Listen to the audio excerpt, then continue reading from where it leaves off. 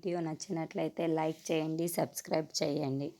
భాస్కర్ ఇంటికి రావడంతో అరవింద, మిత్ర హాల్లో కూర్చొని ఉంటారు. భాస్కర్ నిలబడే ఉంటే మనీషా, దేవయాని కూడా అక్కడే పక్కన నిలబడి ఉంటారు. అప్పుడే మిత్ర చేతిలో ఉన్న ఒక ఫోటో ఉంటుంది. ఆ ఫోటోను చూడగానే మిత్ర కోపంతో రగిలిపోతూ ఉంటాడు. వెంటనే లక్ష్మితో పెళ్ళైన విషయాన్ని గుర్తు చేసుకుంటూ ఆ ఫోటోని నేలకేసి విసిరెకొడతాడు. మిత్ర, ఏం చేస్తున్నావు, అర్థం అవుతుందా అని అరవింద అరుస్తూ ఉంటుంది. ఆ ఫోటో కింద పడిపోయి ఉంటుంది.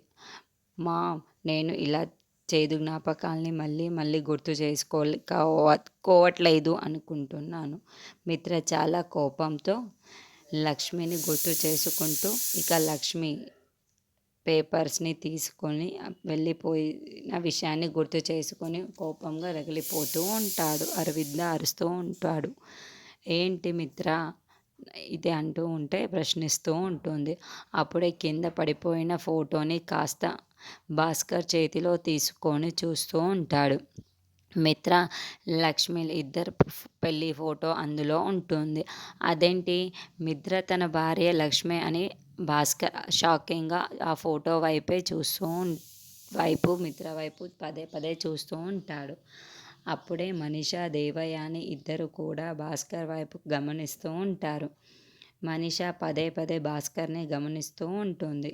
అంటే లక్ష్మి, మిత్రలు ఇద్దరు భార్యనా అని భాస్కర్ మనసులో అనుకుంటూ ఉంటాడు. ఆంటీ, ఆ ఫోటోని చూడగానే భాస్కర్ చూపుల్లో ఏదో ఒక తేడా కనిపిస్తుంది. ఒకసారి గమనించారా అని మనీషా చెప్పడంతో, అవును మనీషా, నువ్వు చెప్పినట్టే కానీ నేను అర్థం కావటం లేదు. భాస్కర్ ఎందుకు ఆ ఫోటోని చూసుకుంటూ మరి అంతలా టెన్షన్ పడుతూ ఏదో కంగారు పడుతూ ఉన్నట్టు ఉన్నాడు అని దేవయాని అంటోంది. భాస్కర్ ఆ ఫోటోని చూడగానే మనీషా, దేవయాని భాస్కర్ దగ్గరికి వచ్చి, ఏంటి భాస్కర్, ఆ ఫోటోని చూడగానే నువ్వు ఎందుకు అలా అయిపోతున్నావు? నీకు ఆ ఫోటో గురించి ఏం తెలుసు?